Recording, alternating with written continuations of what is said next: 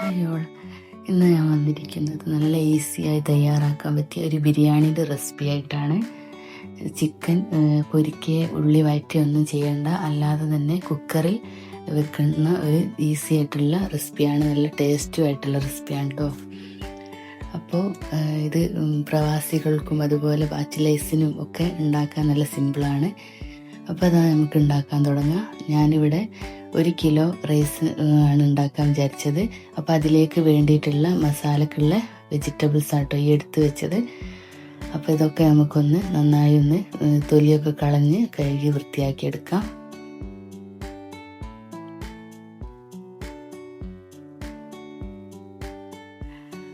അപ്പോൾ അതങ്ങനെ വൃത്തിയാക്കി എടുത്തിട്ടുണ്ട്. ഇനി നമുക്ക് ഉള്ളി കനം കുറഞ്ഞ് അരിഞ്ഞെടുക്കാം കേട്ടോ. ഉള്ളി എപ്പോഴും നല്ല കനം കുറഞ്ഞ് നേരിയതായി അരിഞ്ഞെടുക്കണം, എന്നാലേ മസാലയിൽ പെട്ടെന്ന് ഏത് വഴറ്റി വെക്കുകയാണെങ്കിലും അല്ലാതെ വെക്കുകയാണെങ്കിലൊക്കെ ഉള്ളി നന്നായി വാടി കിട്ടുള്ളൂ കേട്ടോ. അപ്പം അതാ തക്കാളി അരിഞ്ഞെടുക്കാം. പിന്നെ കുറച്ച് കറിവേപ്പില എടുത്തിട്ടുണ്ട്, അത് നമുക്ക് തണ്ടിൽ നിന്ന് ഈരിയെടുക്കാം.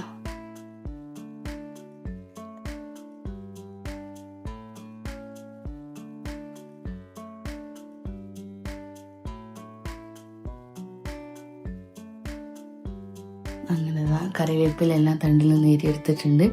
ഇനി അതിന് ശേഷം നമ്മൾ കുറച്ച് കാര്യങ്ങൾ ഒന്ന് ക്രഷ് ചെയ്തെടുക്കാണ്ട് കേട്ടോ. അപ്പോൾ തൊലി കളഞ്ഞ് വൃത്തിയാക്കിയ ചെറിയുള്ളി പിന്നെ ഒന്ന് ക്രഷ് ചെയ്തെടുത്തതിന് ശേഷം ഇഞ്ചി വെളുത്തുള്ളിയും അതുപോലെ പച്ചമുളകും ഇതുപോലെ തന്നെ ക്രഷ് ചെയ്തെടുക്കാം കേട്ടോ. ഇനി ഇതെല്ലാം കൂടെ നമ്മൾ കുക്കറിലാട്ടോ വെക്കാൻ പോകുന്നത്. അപ്പോൾ അത് ആ ഉള്ളിയും അരിഞ്ഞ് വെച്ച തക്കാളിയും പിന്നെ ചതച്ച് വെച്ച ഇഞ്ചി വെളുത്തുള്ളിയും പച്ചമുളകും ചെറിയുള്ളിയും ഒക്കെ അതിലേക്ക് ചേർക്കാം. പിന്നെ ചിക്കനും കഴുകി വൃത്തിയാക്കി വെച്ച ചിക്കനും കൂടി അതിലേക്കിടാം. എന്നിട്ട് അതിലേക്ക് കുറച്ച് പൊടികൾ ചേർത്തിട്ട് നമ്മൾ പിന്നെ കുക്കറിലടിച്ച് ഒരു 2 വിസിൽ വരുത്തണം കേട്ടോ.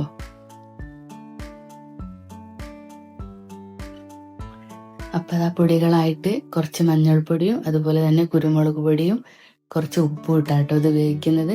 ഇനി നമുക്കിത് വെന്തതിന് ശേഷം ബാക്കിയുള്ള മസാലകളും കാര്യങ്ങളും ഒക്കെ ചേർക്കാം കേട്ടോ.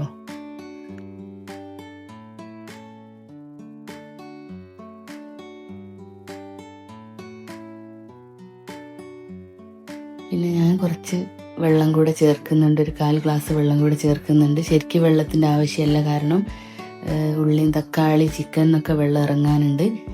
ആ വെള്ളത്തിൽ തന്നെ വെന്തോളും. പിന്നെ ഞാനിത് ബിരിയാണി ദമ്മ് ചെയ്യുമ്പോൾ എന്തായാലും കുറച്ചൊരു ഗ്രേവി വേണം, അതുകൊണ്ടാട്ടോ കുറച്ച് വെള്ളം ഒഴിച്ചത്. അങ്ങനെ നമ്മളിതാ വിറകടുപ്പിൽ കുക്കർ മസാല റെഡിയാവാൻ വേണ്ടി വെച്ചിട്ടുണ്ട്. ഒരു 2 വിസിലടിഞ്ഞാൽ നമുക്ക് ഓഫാക്കാം. പിന്നെ അതാ ഞാൻ അരി എടുക്കുന്നുണ്ട്. 1 കിലോ അരിയാണ് കേട്ടോ ഞാൻ എടുക്കുന്നത്. അതൊരു പാത്രത്തിലേക്ക് അളന്ന് മാറ്റുന്നുണ്ട്. അതിൻ്റെ ഇരട്ടി വെള്ളമാണ് കേട്ടോ നമ്മൾ ചോറ് വെക്കുമ്പോൾ വേണ്ടത്. അതായത് 1 ഗ്ലാസ് അരിയാണെങ്കിൽ 2 ഗ്ലാസ് വെള്ളം. ഞാൻ 8 മിക്ക അരിയും അങ്ങനെ ഇരട്ടി വെള്ളമാണ് കേട്ടോ എടുക്കാറ്. അപ്പം ഇന്ന് ഞാൻ കുറച്ചധികം അരി ഉള്ളത് കൊണ്ട് പാത്രത്തിലാട്ടോ വെക്കുന്നത്. അപ്പം അതാ 1 കിലോ അരിക്ക് 100 മില്ലി ഓയിലോ വെളിച്ചെണ്ണ 100 മില്ലി ആട്ടോ പറയാറ്. അപ്പം ഞാനിവിടെ കുറച്ചധികം എടുക്കുന്നുണ്ട് കേട്ടോ. 100 മില്ലിയിൽ കുറച്ചധികം എടുക്കുന്നുണ്ട്. ഞാൻ സൺഫ്ലവർ ഓയിലാണ് ഉപയോഗിക്കുന്നത്. അതിലേക്ക് കുറച്ച് നെയ്യും കൂടി എക്സ്ട്രാ ചേർക്കുന്നുണ്ട്. അപ്പം അതൊന്ന് ചൂടായി വരുമ്പോൾ അതിലേക്ക് നമുക്ക് കുറച്ച് കാര്യങ്ങൾ കൂടി ചേർക്കാണ്ട്, കുറച്ച് വലിയ ജീരകം അതുപോലെ ഗ്രാമ്പു പട്ട ഏലക്കായ ഇതെല്ലാം കൂടി ഒന്ന് അതിൽ ജസ്റ്റ് ഒന്ന് ചൂടാക്കി എടുക്കണം. പിന്നെ കുറച്ച് ക്യാരറ്റ് അതുപോലെ നമ്മൾ ചതച്ച് വെച്ച പച്ചമുളകും ആ ഇഞ്ചി വെളുത്തുള്ളി പേസ്റ്റും ഇല്ലേ, അത് കുറച്ച് അതിലേക്ക് ഇടുന്നുണ്ട് കേട്ടോ. അതിട്ടാൽ ചോറിന് നല്ലൊരു ടേസ്റ്റ് വരും.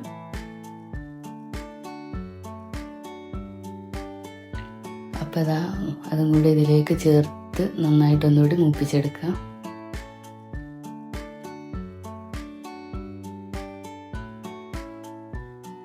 പിന്നെ അതാ ആവശ്യത്തിനുള്ള വെള്ളം കൂടി ചേർക്കുന്നുണ്ട്.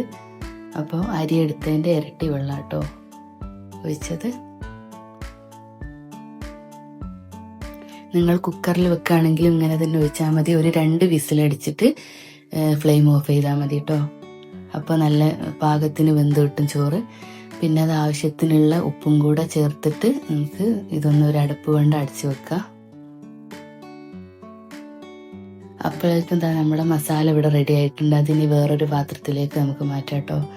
അപ്പോൾ അത് അവിടെ ചോറിനുള്ള വെള്ളം തിളച്ച് വരുമ്പോൾ കഴുകി ഊറ്റി വെച്ച് ഞാനൊരു അരമണിക്കൂർ മുന്നേ ഒന്ന് കഴുകി വൃത്തിയാക്കി ഊറ്റി വെച്ചിട്ടുണ്ടായിരുന്നു. അത് നമ്മൾ ഇതിലേക്ക് ഇട്ട് കൊടുക്കാം.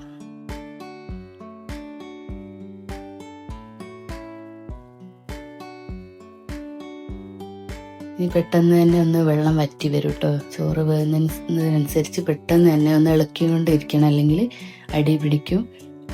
അപ്പം അതാ ഒരു വിധം നമ്മൾ ആ ചോറിൻ്റെ ഒരു വേവാകുമ്പോൾ, ഒരു 1/4 ഭാഗം വേവാകുമ്പോൾ അതെടുത്ത് ഞാൻ ഇത് പാത്രത്തിൽ വെച്ചത് കൊണ്ട് അതിൻ്റെ മുകളിൽ കുറച്ച് കനലിടുന്നുണ്ട്. അതേസമയം മസാല മാറ്റിയതിലേക്ക് നമുക്ക് ബാക്കി പൊടികൾ കൂടി ചേർത്ത് കൊടുക്കാം. കുറച്ച് ഗരം മസാല, ബിരിയാണി മസാല എല്ലാതും, പിന്നെ ചിക്കൻ മസാലയും കൂടി കുറച്ചിട്ടിട്ടുണ്ട്. പിന്നെ എരിവിനാവശ്യമായിട്ടുള്ള കുരുമുളക് നോക്കിയിട്ട് ഇട്ടാൽ മതി. പിന്നെ അതാ കുറച്ച് നാരങ്ങ നീരും അതുപോലെ തന്നെ തൈരും പിന്നെ നമ്മൾ വെളിച്ചെണ്ണയും കൂടെ കുറച്ച് ചേർക്കുന്നുണ്ട് കേട്ടോ. പിന്നെ അതാ ആ മസാല ഒന്ന് വറ്റി വരുമ്പോൾ അതിലേക്ക് മല്ലിയിലയും കറിവേപ്പിൻ്റെ ഇലയും കൂടി ചേർത്ത് കൊടുക്കുക. പിന്നെ നേരത്തെ വിട്ടുപോയത് നമ്മൾ കുക്കറിൽ ഉള്ളിയൊക്കെ വാട്ടിയല്ലോ, അപ്പം കുറച്ച് വെളിച്ചെണ്ണ ഒഴിച്ചിരുന്നു കേട്ടോ. അത് ഞാൻ പറയാൻ വിട്ടുപോയതാണ്. പിന്നെ അതാ ചോറ് നല്ലതാ ഇതുപോലെ നല്ല ഉഷാറായി വെന്ത് വന്നിട്ടുണ്ട്. നല്ല അരിയൊക്കെ നല്ല വേറിട്ട് നിൽക്കും.